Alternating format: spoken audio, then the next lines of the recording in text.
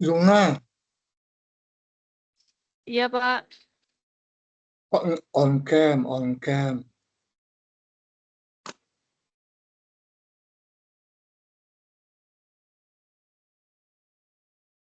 Mana filenya? Yuna on cam, on cam. Yang suruh on cam, yang suruh on cam.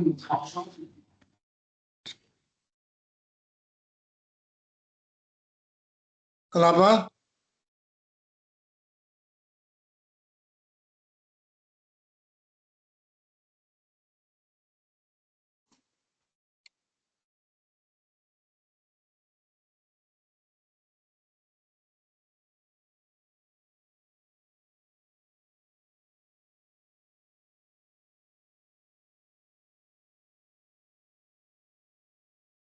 Yuna on cam. Nanti waktu direkam itu, kalau nggak on cam, nanti dianggap nggak hadir.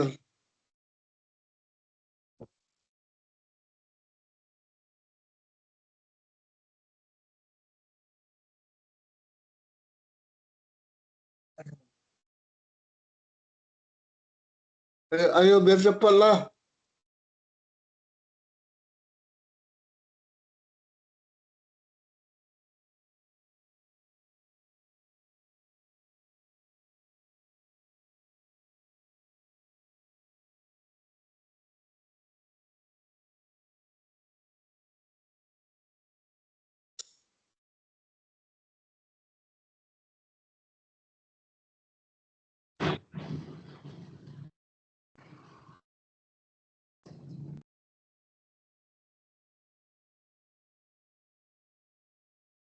Oke. Em, filenya udah ada belum yang kuliah hari ini?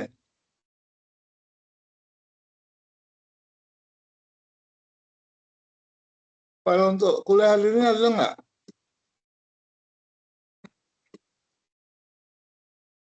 Ada apa nggak ya?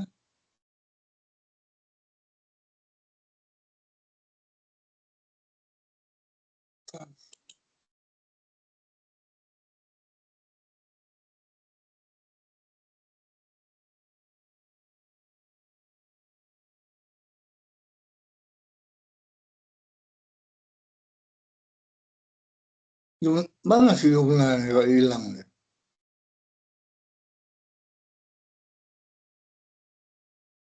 Yuna,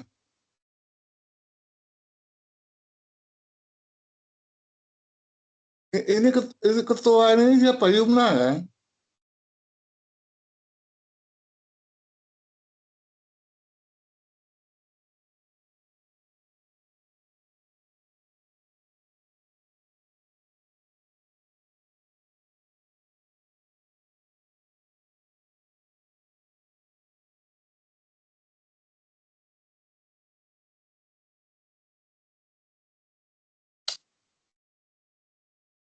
Aduh,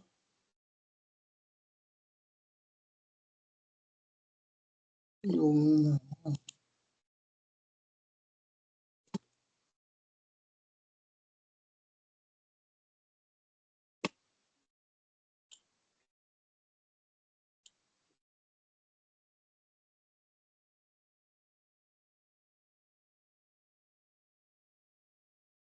So,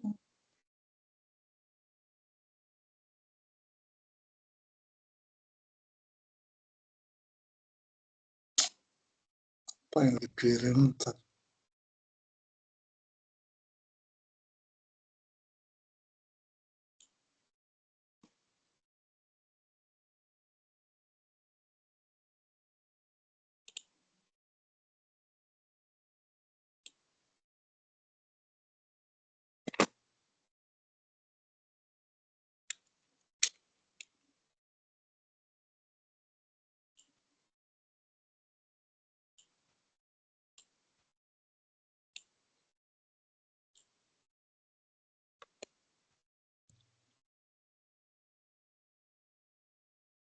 Yuna, share screen, share screen. Ini saya pakai handphone soalnya. Itu udah saya kirim bahannya. Baik, Pak. Dari tadi kemana hilang misalnya? Aduh.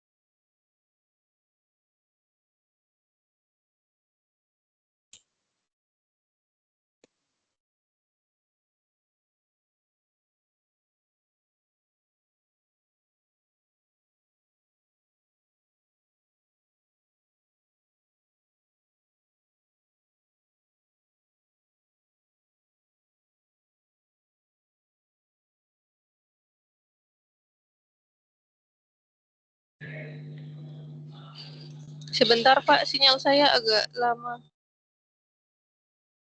Iya, nggak apa-apa.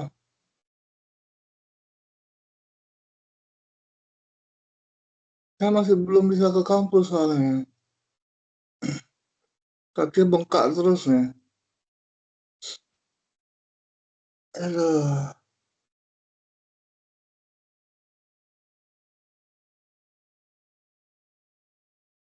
Orang sakit suruh ngajar kayak gini lah.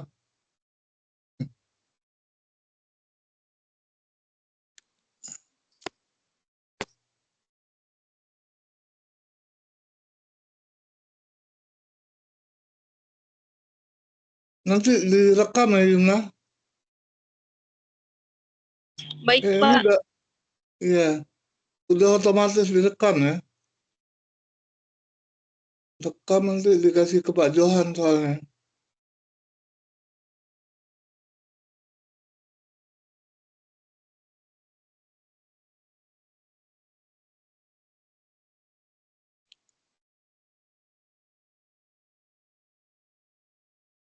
Hmm.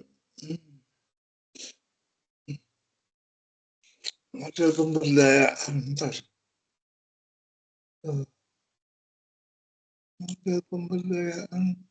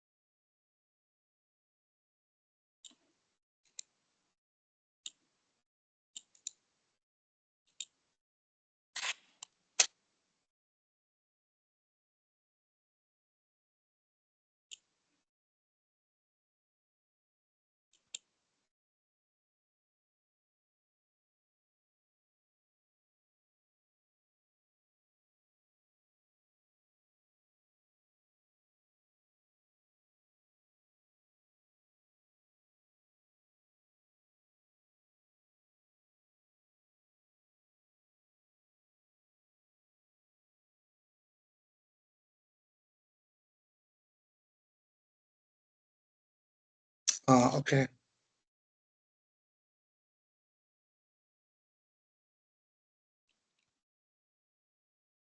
Oke, kita mulai ya. Oke. Model pemberdayaan. Nah, sebenarnya yang harus kita paham itu dulu, model pemberdayaan itu apa sebenarnya? Em, model pemberdayaan pada dasarnya itu adalah sebuah kerangka, ya, kerangka atau pendekatan yang digunakan untuk meningkatkan kapasitas, kemandirian, dan daya tawar kelompok ataupun individu. Jadi agar mereka bisa lebih berdaya, ya, atau mempunyai power dalam menentukan hidupnya sendiri. Jadi model pemberdayaan itu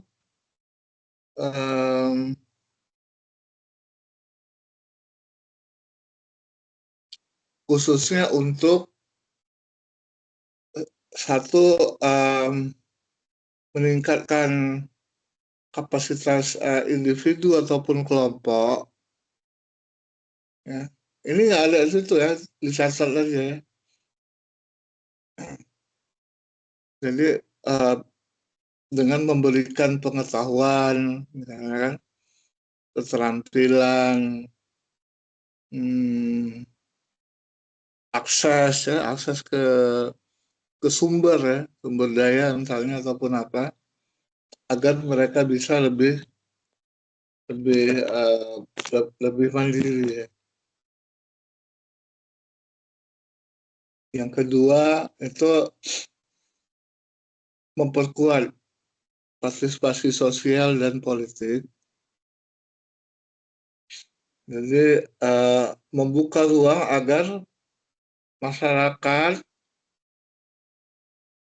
termasuk kelompok marginal bisa ikut dalam pengambilan keputusan, gitu, ya. Yang ketiga itu mendorong kemandirian ekonomi. Jadi misalnya melalui pelatihan kerja, akses modal, ataupun pengembangan usaha kecil menengah misalnya.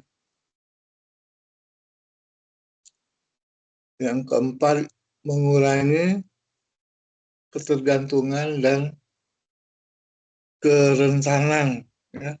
Membantu kelompok rentan, misalnya masyarakat desa ataupun pekerja migran, agar tidak mudah dieksploitasi. Nah, yang kelima, menciptakan perubahan struktural. Tidak hanya fokus pada individu, tapi juga mendorong kebijakan, sistem, dan yang lebih adil, ya. Nah, jadi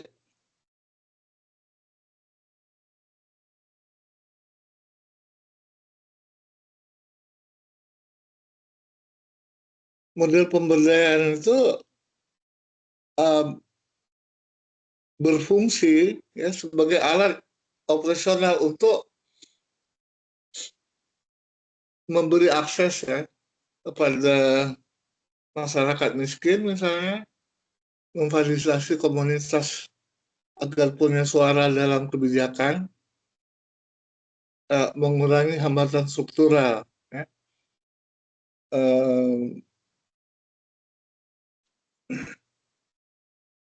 Nah, jadi dia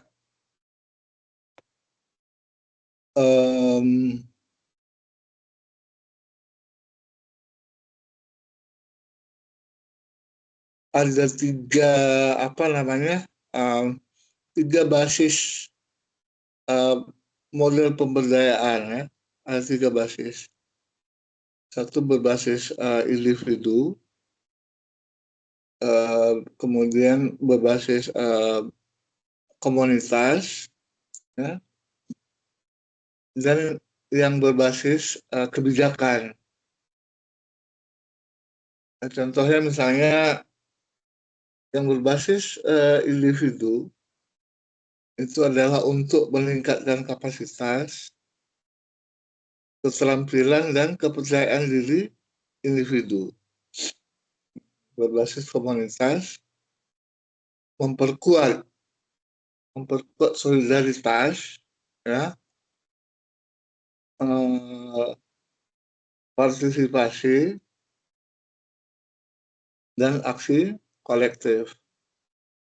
Nah, jadi beda dengan yang berbasis individu ya tadi, berbasis komunitas lebih ke partisipasi dan aksi kolektif, kemudian solidaritas dalam kalangan masyarakat itu. Yang berbasis kebijakan itu mengubah struktur regulasi dan sistem agar lebih adil. Jadi Kak, selain itu fokus intervensi yang berbasis individu itu adalah pelatihan, ya, pendidikan, kemudian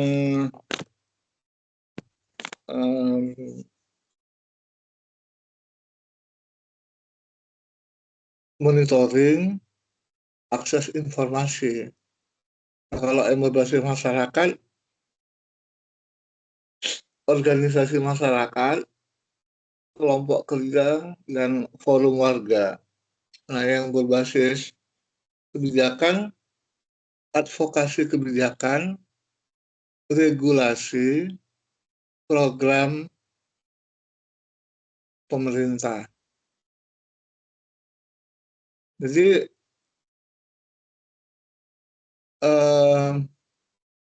itu tadi ya, jadi ada 3 basis dari model pemberdayaan itu.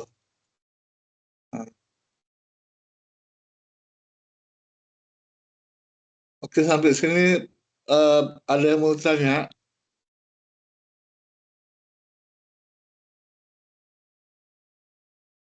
Biar nggak bingung ya, makanya saya pahamkan dulu model pemberdayaan itu apa maksudnya.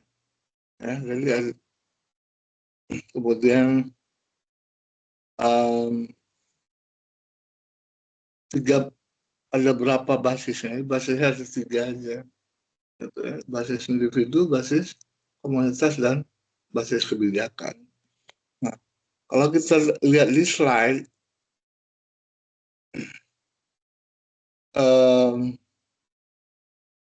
ini ada frame. Ya, frame itu adalah salah satu dari model pemberdayaan itu sendiri. Nah, dasarnya ya ada 6 model pemberdayaan. Tapi yang ada di dalam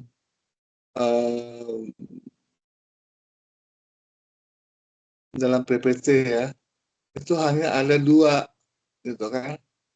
Nah, padahal sebenarnya ada 6. Nah,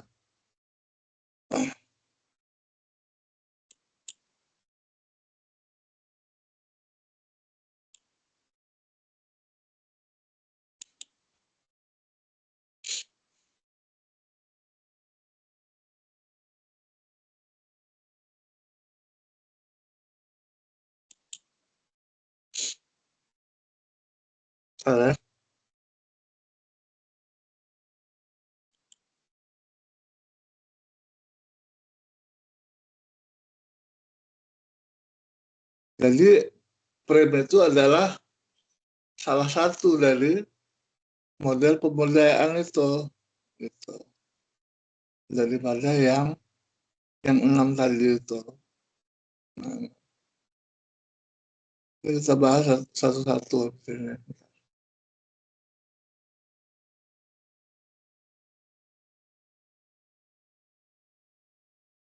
Oke. So, yang pertama itu model PRIM namanya. Ya, PRIM itu diinisiasi oleh World Bank. Ya. Kemudian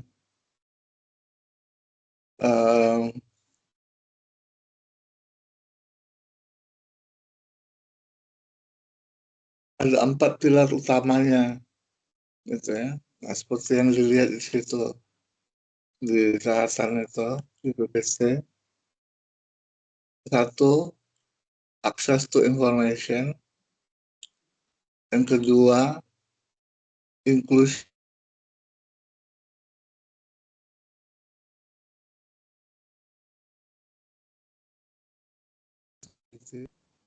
Yang keempat, local organizational capacity. Ya. Kita lihat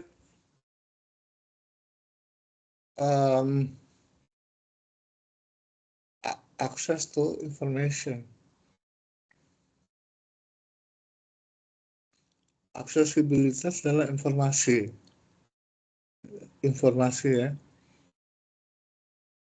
Sangat dibutuhkan dalam pemberdayaan. Masyarakat yang terinformasi diharap dapat lebih baik dalam memanfaatkan peluang. Ya. Layanan akses, kemudian memperoleh hak mereka serta memegang akuntabilitas aktor negara dan non-negara.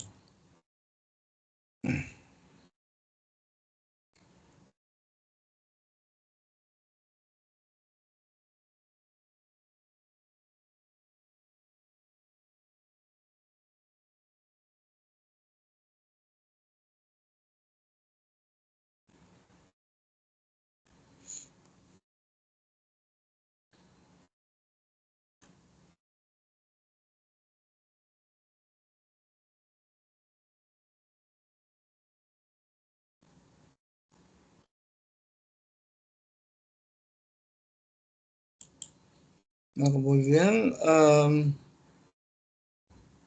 inklusi ya, dan participation.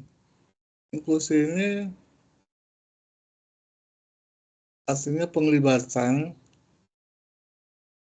sedangkan partisipasi itu artinya keterlibatan masyarakat dalam pembangunan. Ini penglibatan dan keterlibatan masyarakat dalam pembangunan. Jadi bahwa pembangunan itu tidak eksklusif ya. Jadi dia adalah inklusif gitu. Sehingga partisipasi masyarakat diharapkan di sini ya, secara kolektif gitu. Kemudian pendekatan pemberdayaan terkait partisipasi memperlakukan masyarakat sebagai co-producer. Co-producer ini maksudnya kerjasama antara pemerintah dengan masyarakat lokal. Jadi misalnya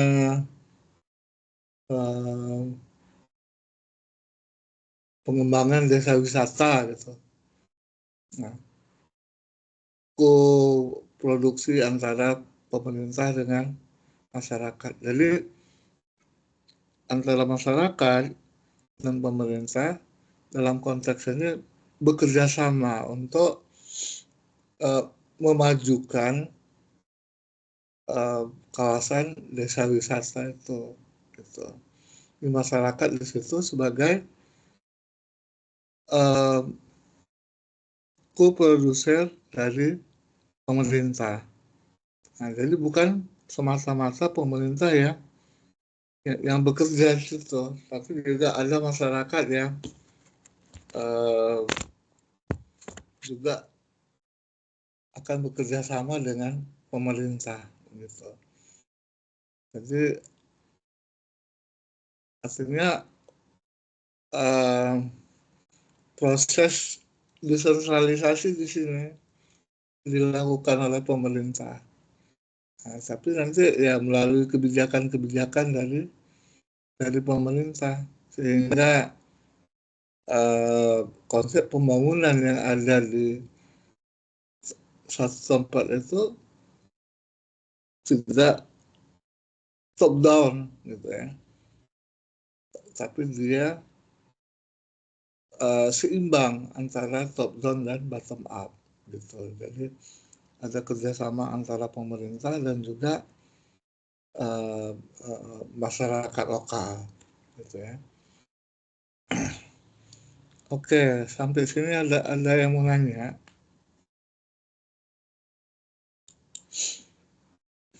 Ada yang mau tanyakan?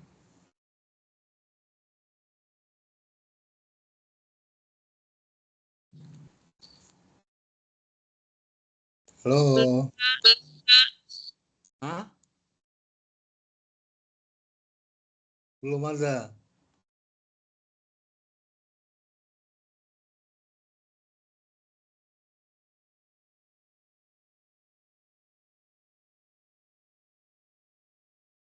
Kalau nggak ada, saya lanjutin.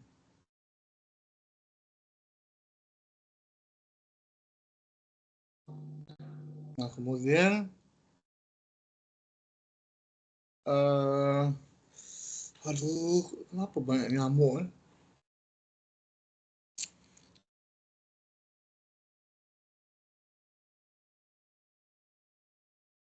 Kemudian akuntabilitas. Mana dulu dah? Akuntabilitasnya. Akuntabilitas ini sangat diperlukan dalam pemberdayaan. Para pejabat, bukan pejabat ya, para pihak yang di atas diminta pertanggungjawaban, di mana hal ini berarti bahwa perlu membuat mereka bertanggung jawab atas kebijakan dan tindakan yang mempengaruhi kesejahteraan warga, gitu ya.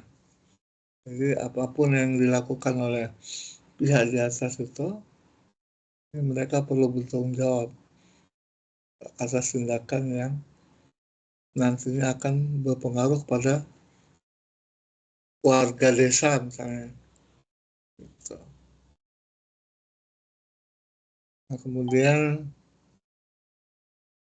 local organizational capacity. Ini maksudnya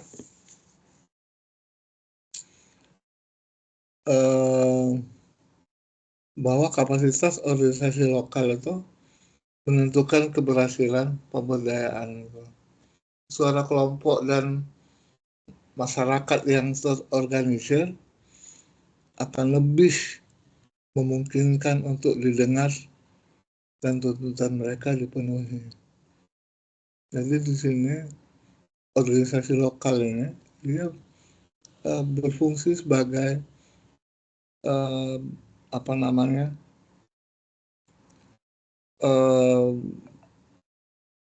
yang di tengah antara masyarakat dengan pemerintah. Jadi dia berlaku sebagai penyampai ataupun pelaksana gitu. Jadi mereka kelompok organisasi itu akan selalu menjadi pihak yang di tengah gitu.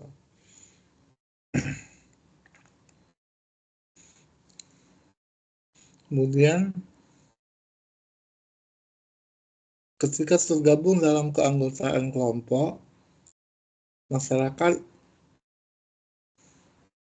dapat memperoleh suara dan representasi dalam dialog kebijakan dan keputusan yang mereka mempengaruhi kebiasaan mereka.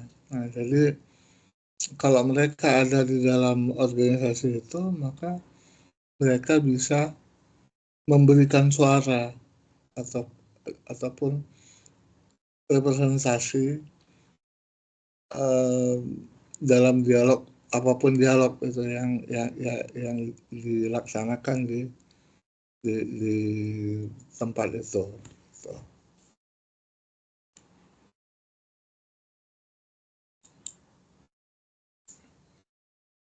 Oke.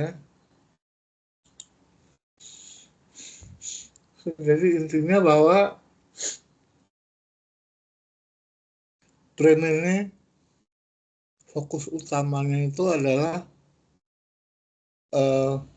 transparansi, partisipasi, dan akuntabilitas. Tiga itu aja, ya. Transparansi, partisipasi, dan akuntabilitas. Nah,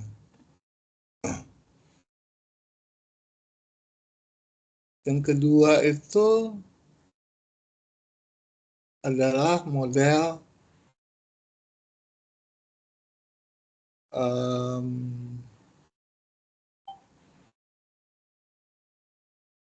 opportunity structure, agency and opportunity structure. Jadi apa maksudnya? Agency ini adalah kapasitas individu, ya,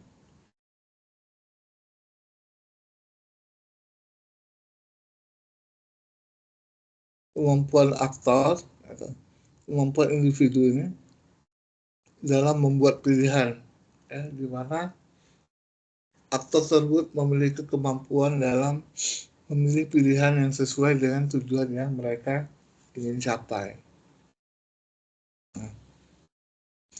Opportunity structure itu maksudnya adalah opportunity structure sendiri di lembaga yang mengatur perilaku masyarakat dan mempengaruhi keberhasilan atau kegagalan dari pilihan yang dibuat oleh masyarakat. Agensi tidak dapat diperlakukan sebagai satu-satunya yang identik dalam pemberdayaan. Bahkan jika orang memiliki kemampuan untuk memilih pilihan, mereka mungkin saja tidak dapat menggunakan lembaga yang efektif. Mereka dibatasi oleh struktur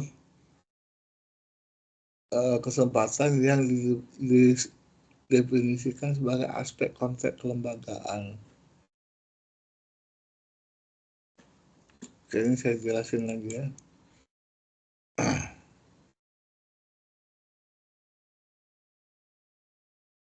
Jadi intinya bahwa fokus utama dari teori Alsop ini adalah kapasitas individu vs struktur peluang. Nah, kemudian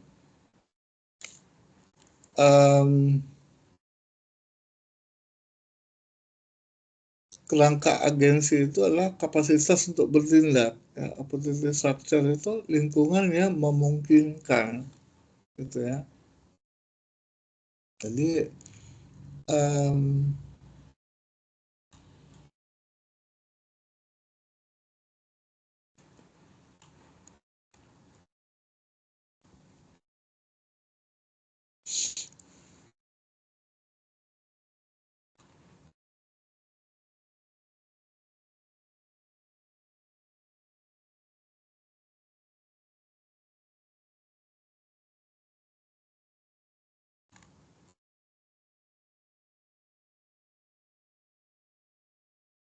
nah, jadi maksudnya di sini juga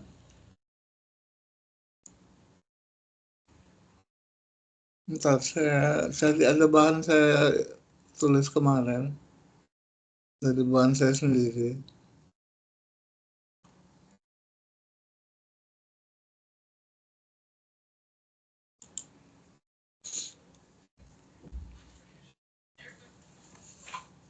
Hah?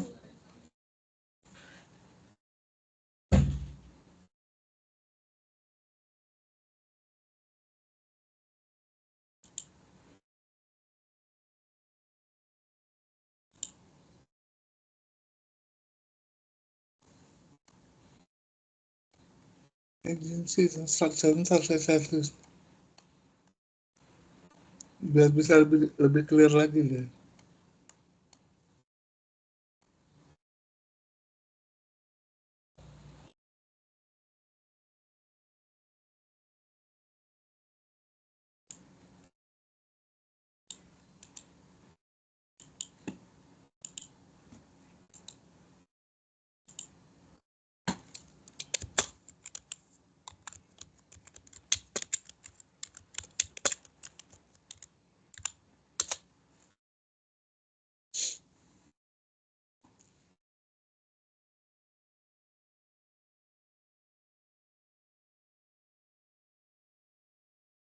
Nah, jadi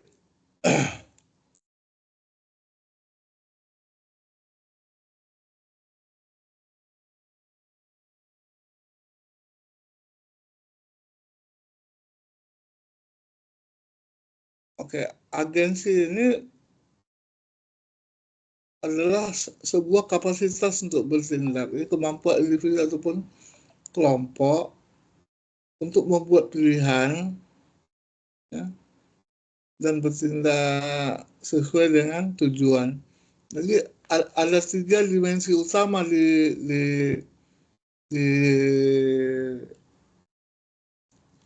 dalam agensi itu. Dia ada voice, ada choice, dan control. Nah, apa maksudnya? Ya, ini terkait dengan teori tadi ya. Dengan apa tadi?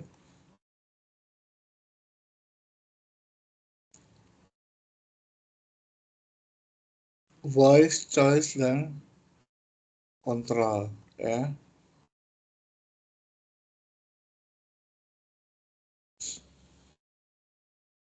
Oke. Voice itu suara, ya. Maksudnya adalah kemampuan individu ataupun kelompok untuk menyampaikan aspirasi, kebutuhan, dan kepentingan mereka dalam ruang publik maupun privat. Gitu. Jadi indikator praksisnya itu partisipasi dalam musyawarah desa atau forum komunitas. Kemudian keterwakilan perempuan dan kelompok marginal dalam lembaga pengambilan keputusan. Ini kelanjutan dari teori tadi ya, yang agency dan opportunity structure. Ya. Jadi dalam apa tadi agency itu ada 3 hal yang penting. Yang pertama adalah voice, suara. Yang kedua pilihan. Yang ketiga itu kontrol. Nah, ini sekarang kita bicara tentang voice. Ya.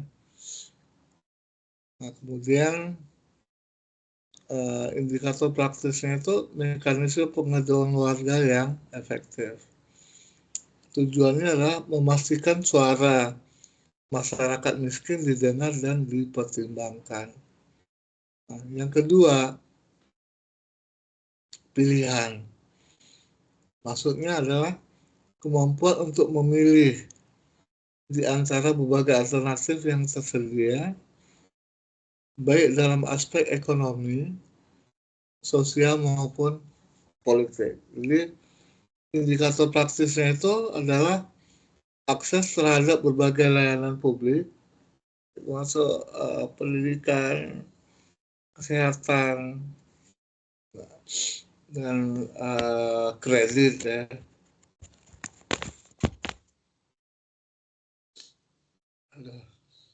Kemudian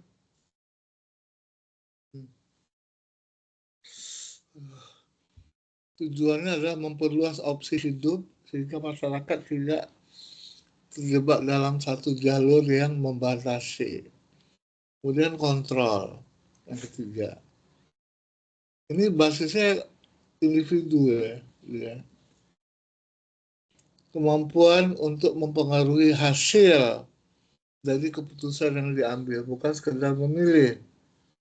Jadi indikator praktisnya adalah kontrol atas pendapatan rumah tangga dan aset produktif. Jadi kemampuan mengawasi implementasi kebijakan atau proyek pembangunan. Hak untuk menolak atau mengubah keputusan. Tujuannya memastikan masyarakat memiliki daya tawar dan kekuasaan nyata atas hasil keputusan. Nah, jadi bagaimana hubungan ketiga indikator itu? Jadi ini indikator ya. Ada model pemberdayaan yang kedua itu, nah indikatornya ini gitu. Jadi dan ini bisa digunakan kalau misalnya untuk penulisan skripsi ya, ini bisa digunakan sebagai indikatornya gitu ya, salah satunya dari beberapa model. Nanti saya kasih lagi ada model ketiga sampai model keenam. Jadi kalau di situ kan cuma ada 2 model. Nanti ditulisnya dicatat. Ya. Jadi hubungan ketiga indikator itu misalnya voice tanpa choice, artinya masyarakat bisa bersuara tapi tidak punya alternatif yang nyata gitu ya, nggak punya pilihan. Nah, pilihan tanpa kontrol, masyarakat bisa memilih tapi hasilnya mereka nggak bisa kontrol karena mereka tidak punya kemampuan untuk mempengaruhi hasil dari keputusan yang mereka pilih itu gitu. Jadi artinya itu masih nggak punya power juga masyarakatnya. Ini masih di pemberdayaan itu masih belum lancar untuk dilaksanakan gitu ya. Nah, yang benarnya kontrol tanpa suara juga masyarakat bisa mengendalikan tapi tidak punya ruang untuk menyuarakan aspirasi gitu ya. Jadi yang benarnya yang mana? Kombinasi dari voice, choice, dan control itu. Jadi pemberdayaan itu baru di situ baru berlaku keseimbangan dalam konteks pemberdayaan itu. Ini. Ada yang mau nanya habis ini? Atau pening-pening? Halo, gimana? Iya, Pak. Ada yang mau nanya? Ngerti nggak? Hah? Masih mencerna, Pak. Kan kita bicara tentang agency dan opportunity structure. Teorinya si Alsop itu. Nah, kalau di situ kan nggak dijelasin secara dalam, gitu kan cuma garis besar. Nah, di sini saya jelasin secara lebih dalam lagi bahwa pada peringkat agensi itu ada 3 hal yang penting. Yang pertama itu adalah pilihan, choice, ya, yang nggak ada di situ. Yang pertama suara ya, voice ya. Yang kedua choice, yang ketiga kontrol. Nah, ini indikator daripada dalam konteks agensi tadi itu. Jadi untuk mengukurnya gimana? Dipakai 3 indikator ini, gitu. Ngerti kan? Nah, jadi kalau kita mau buat skripsi, nah 3 indikator ini bisa dipakai gitu, untuk mengukur kapasitas dari agensi tadi. Nah, sampai sejauh mana mereka berfungsi gitu. Ngerti? Iya, Pak. Nah, nah jadi itu indikator, 3 indikator tadi itu yang untuk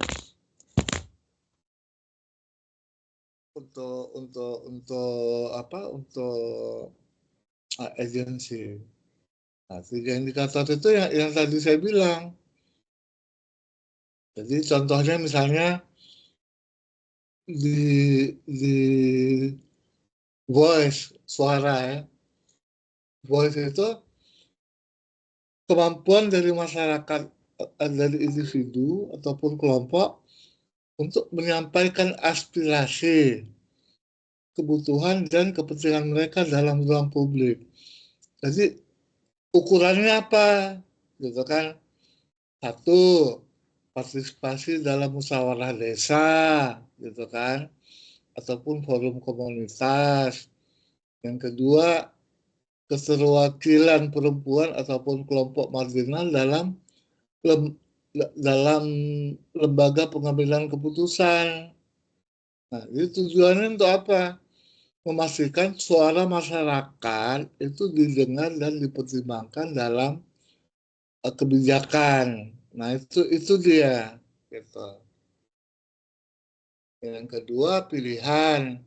Pilihan itu kemampuan untuk memilih berbagai alternatif yang ada dalam aspek ekonomi, sosial maupun politik. Nah, ukurannya apa? Ukurannya akses terhadap berbagai layanan publik, akses terhadap, adakah masyarakat ini akses pada pendidikan ataupun kesehatan, seperti misalnya puskesmas apa segala macam untuk ibu hamil misalnya, ataupun um, layanan untuk kayak posyandu gitu kan, untuk apa gitu.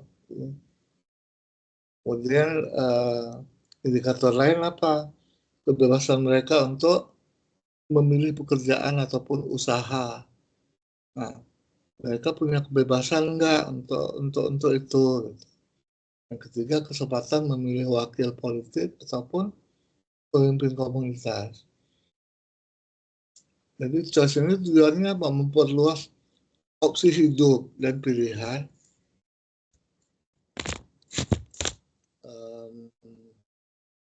politik, sehingga masyarakat tidak terjebak dalam satu jalur yang membatasi. Ngerti? Udah agak paham belum? Sudah, Pak. Nah, yang kedua itu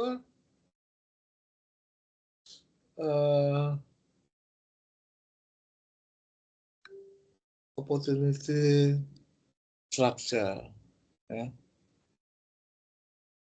Opportunity structure ini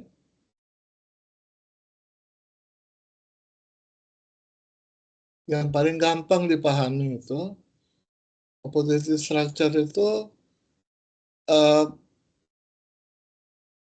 institusi, ya, di situ norma dan sumber daya yang memungkinkan agensi itu dia bisa berjalan.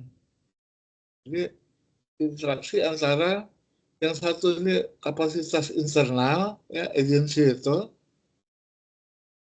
Nah, kemudian opportunity structure itu adalah peluang eksternal, gitu.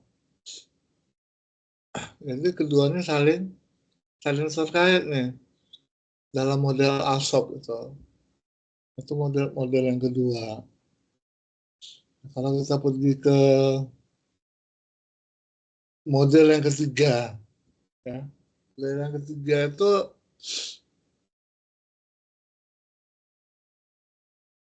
namanya power framework. Jadi dia dari Roland 1997. Apa maksudnya? Jadi ada 4 power di situ. Satu model kekuasaannya power over, ya, artinya kekuasaan yang menekan. Yang kedua power to, kapasitas untuk bertindak. Yang ketiga power with,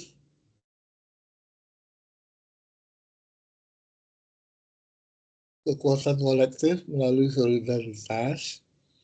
Yang keempat power within, kesadaran diri dan harga diri. Maksudnya ini pemberdayaan sebagai transformasi relasi kekuatan, ini bukan sekedar akses pada sumber daya. Nah, fokus utama dari model power framework ini adalah relasi kekuasaan. Ya. Apa maksudnya? Nah,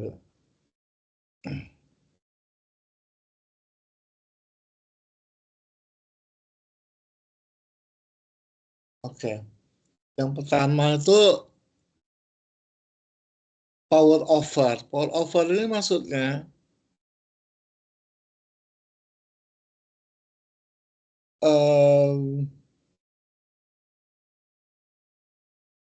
di mana satu pihak dia mengontrol pihak yang lain. Ya. Ini bentuk kekuasaan tradisional. Ya. Jadi satu pihak akan mengontrol pihak yang lain. Nah, persoalannya apa?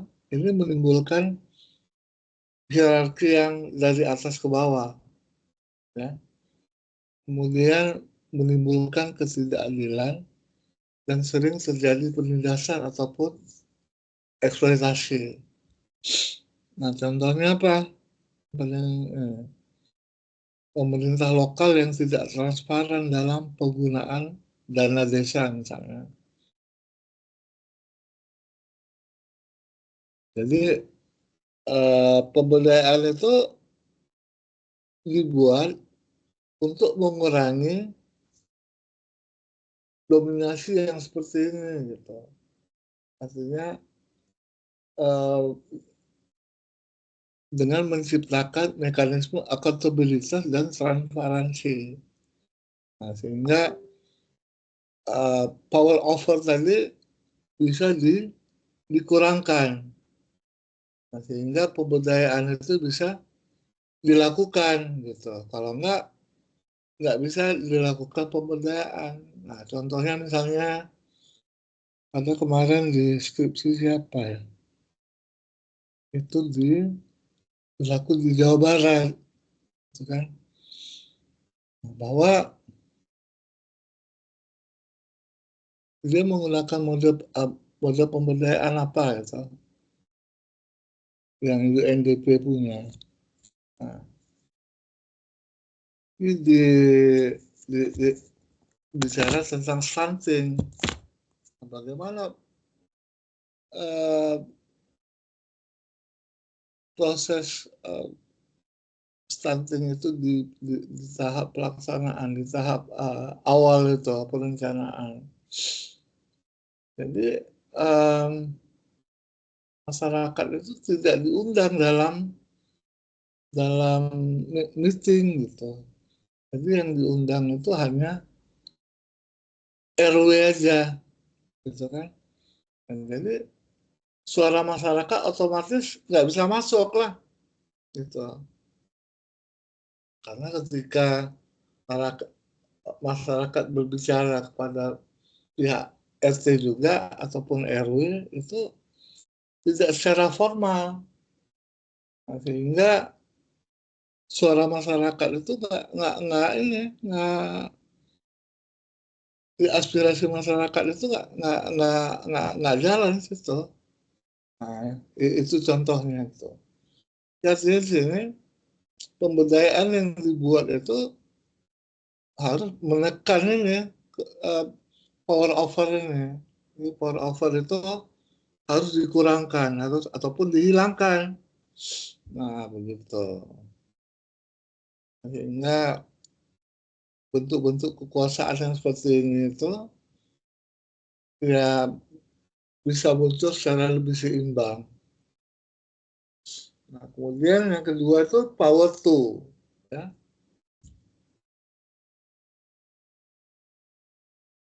Power to itu kemampuan individu ataupun kelompok untuk mengambil keputusan dan bertindak sesuai tujuan mereka. Nah, ini terkait dengan keterampilan, pengetahuan, dan akses sumber daya. Misalnya petani yang mampu mengakses informasi pasar dan menentukan strategi penjualan. Jadi pemberdayaan itu harus meningkatkan kapasitas teknis dari petani, kemudian meningkatkan skill dan literasi agar masyarakat itu bisa bertindak lebih mandiri. Gitu. Yang ketiga itu power with, ya, berdasarkan pada kekuatan kolektif dan solidarisasi, kekuatan yang muncul dari kerjasama, solidaritas, dan aksi kolektif, ya, dalam masyarakat, gitu ya. Ini lebih kepada yang berbasis pada kelompok, ya, gitu ya.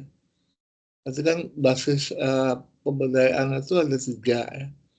Satu basis individu, yang kedua basis kelompok, yang ketiga basis kebijakan.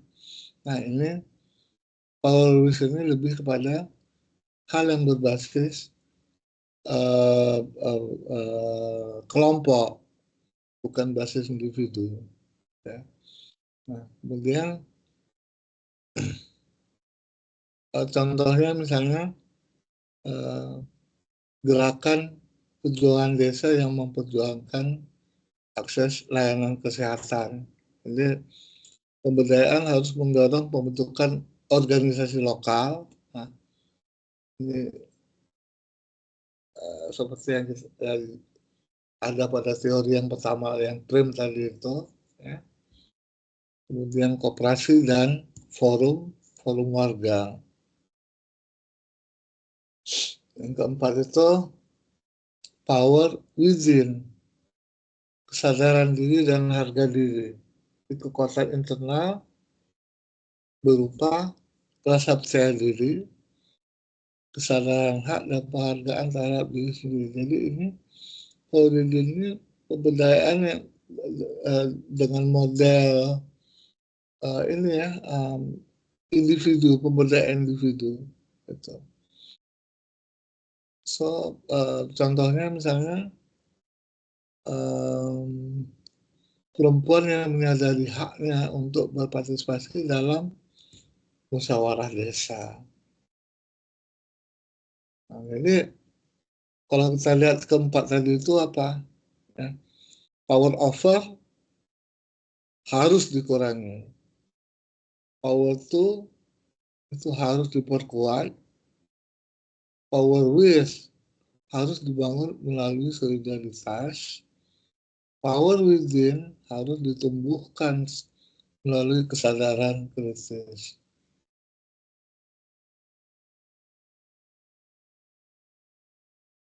Oke. Ada pertanyaan sampai sini? Biar nggak pening-pening.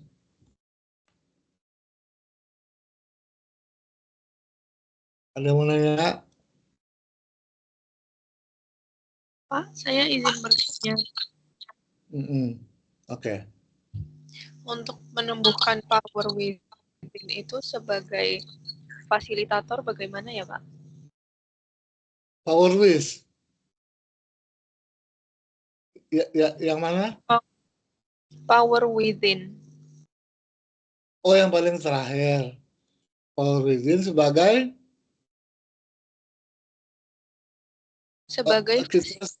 fasilitator. Oh iya, oke. Kita sebagai fasilitator ya.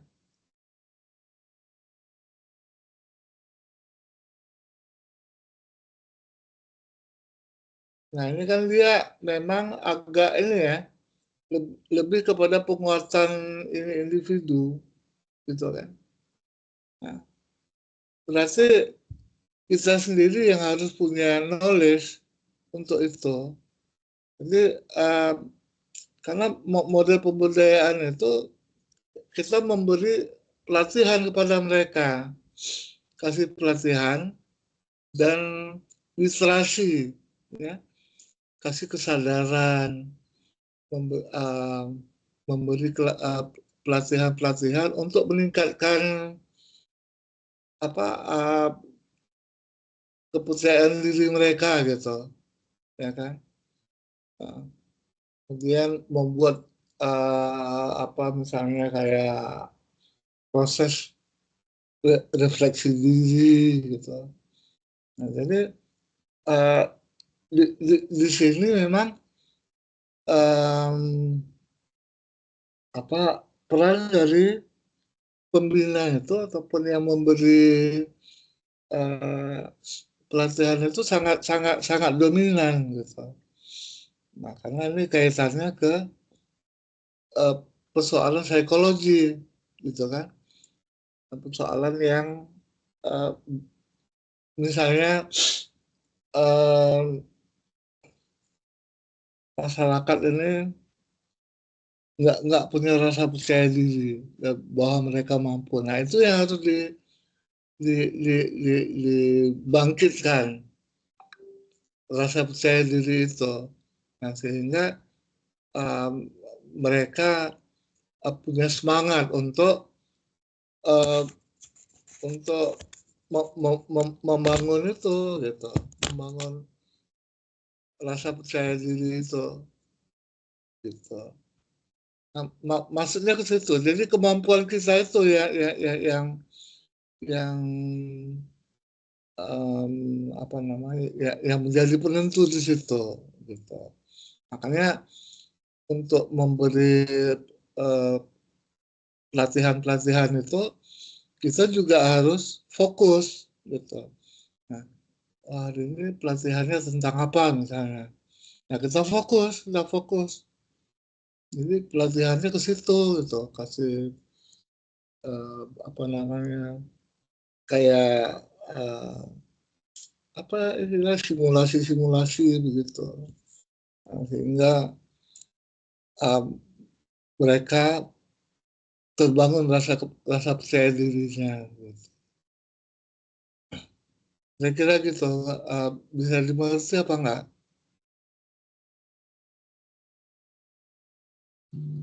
Iya Pak, terima kasih. Ada lagi yang mau nanya? Kalau nggak ada, saya lanjutin. Saya lanjutin ya. Jadi yang ketiga ya.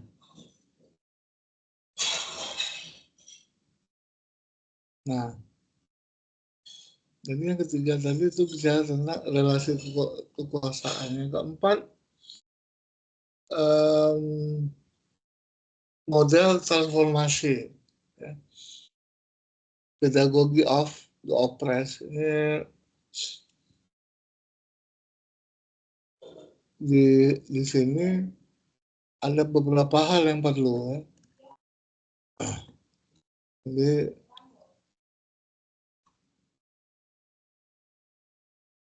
satu itu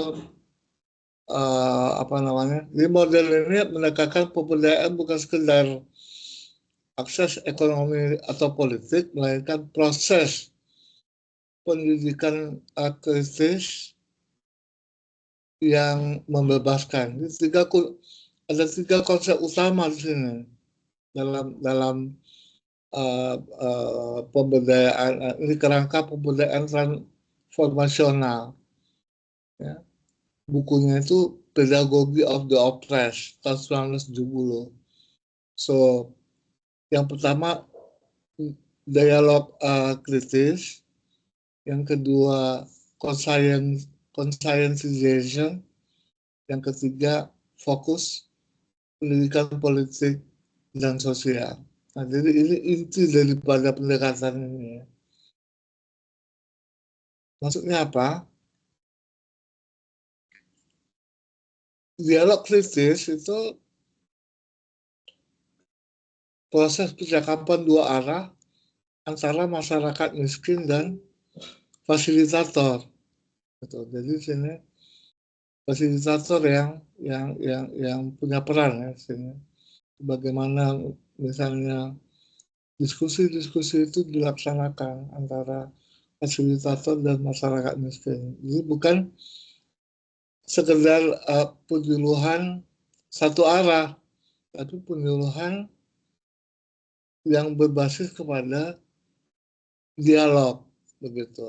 Nah, sehingga apapun persoalan yang ada dalam masyarakat itu bisa dipahami oleh fasilitator. Nah, kemudian di situ berlaku pertukaran pemikiran. Nah, sehingga ketika ada proses seperti itu, maka dia akan muncul apa namanya reflective thinking. Reflective thinking itu contohnya kayak gini nih. Contohnya, nah kita pergi ke sebuah pesta misalnya.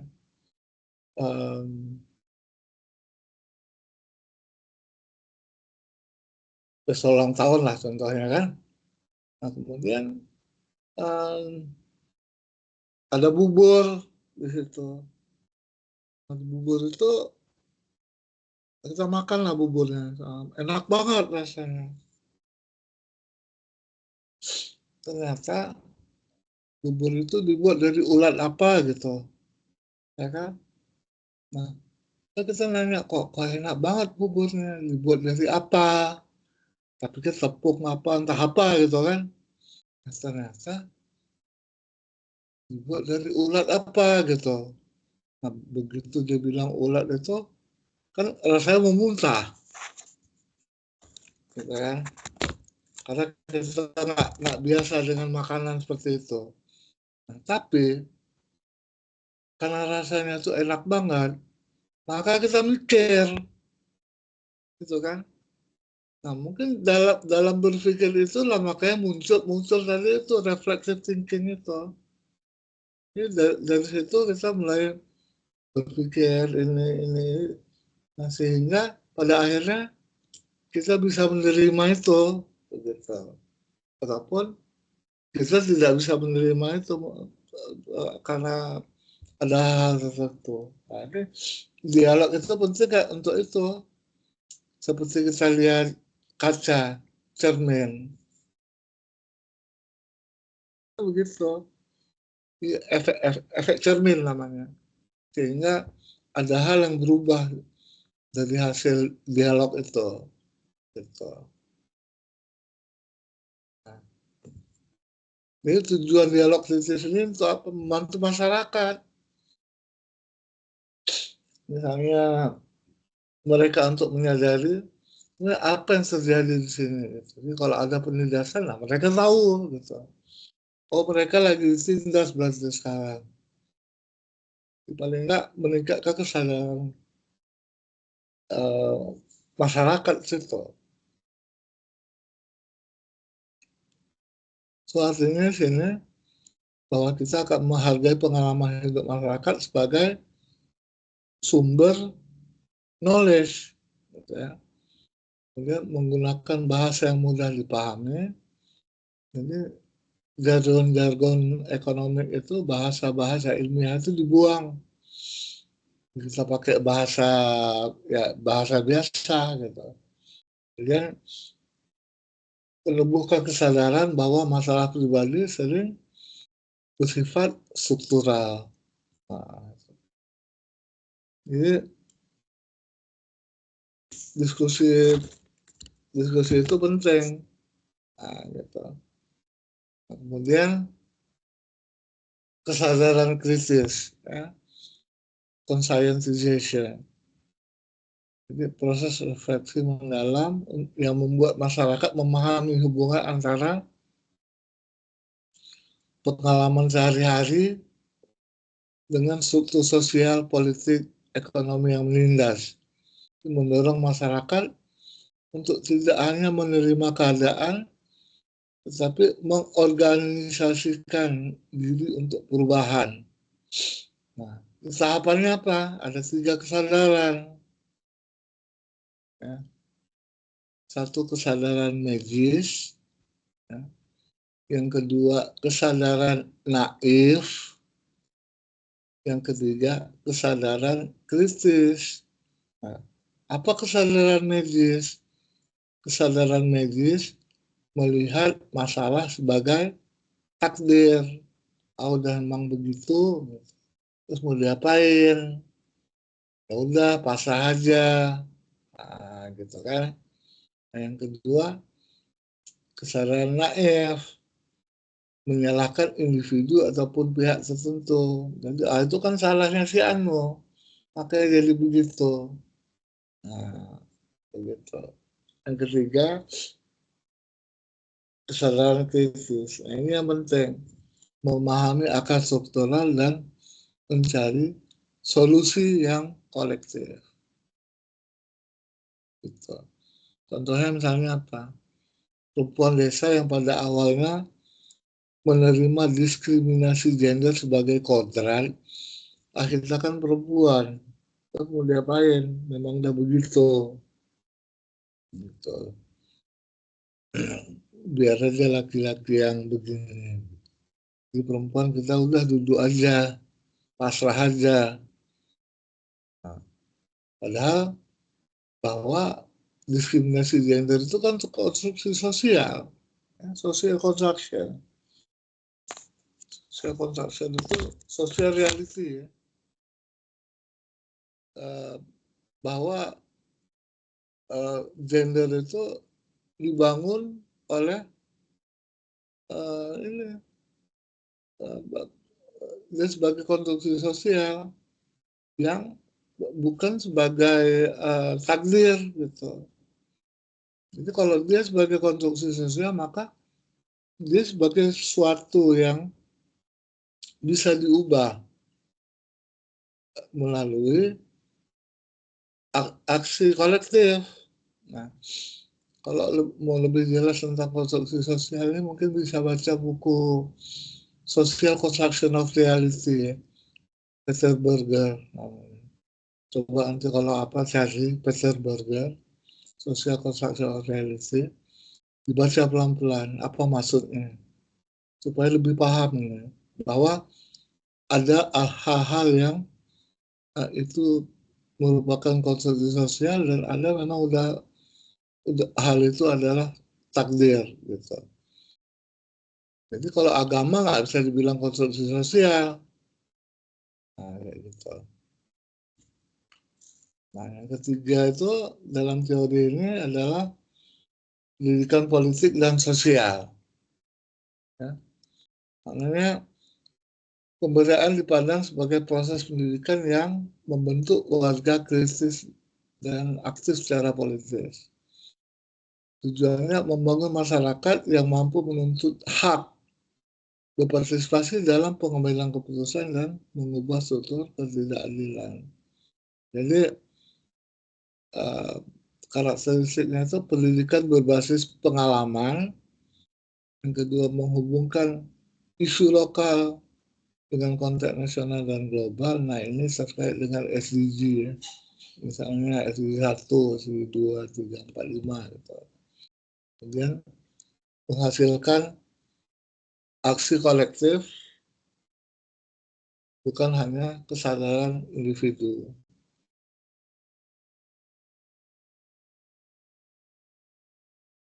Oke. Ada yang mau nanya di sini?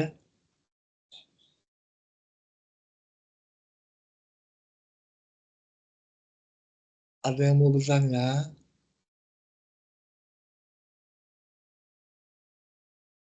Nggak ada.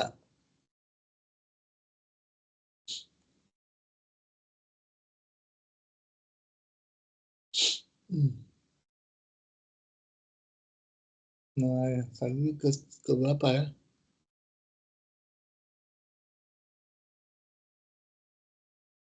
sekarang ke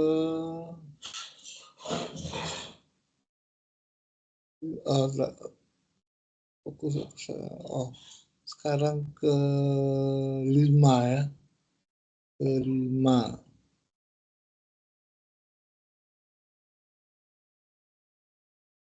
Model ekonomi dan sosial. Jadi sini ada 2 aja sebenarnya. Satu, partisipasi ekonomi. Yang kedua, partisipasi sosial. Partisipasi ekonomi itu adalah akses masyarakat terhadap pekerjaan, kredit, dan pasar. Nah, partisipasi sosialnya keterlibatan dalam pengambilan keputusan komunitas. Fokusnya sini adalah pemberdayaan sebagai integrasi dimensi ekonomi dan sosial untuk pembangunan berkelanjutan. Nah, yang terakhir itu adalah emerge. Ya. Emerge itu emerge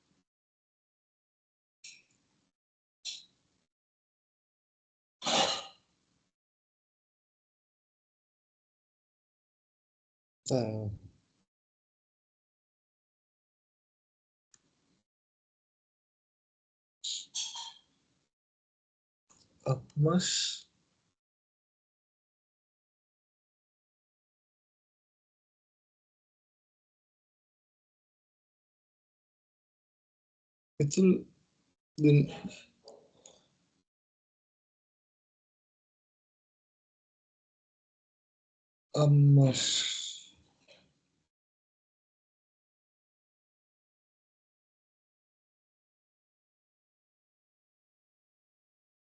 ukuran indikator ada berapa bentar.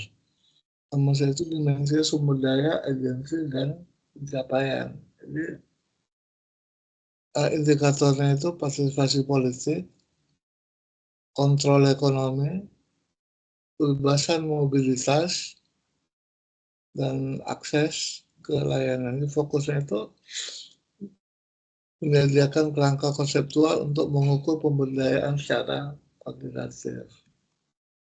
Gitu. Nah, ada yang mau bertanya sini? Saya rasa kita sampai sini dulu ya. Jadi ada 6 model pemberdayaan tadi itu.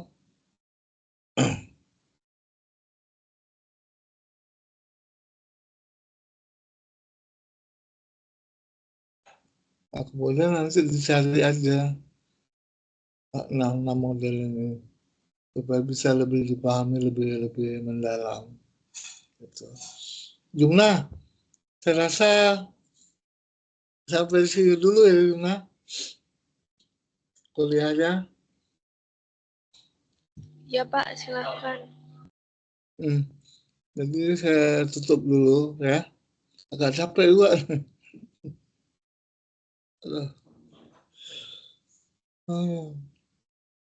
Jadi saya tutup dulu ya. Jumlah. Baik Pak. Nanti rekamannya kasih ke Pak Johan ya. Ya Pak. Oke, Assalamualaikum. Selamat sore. Waalaikumsalam. Sore juga Pak.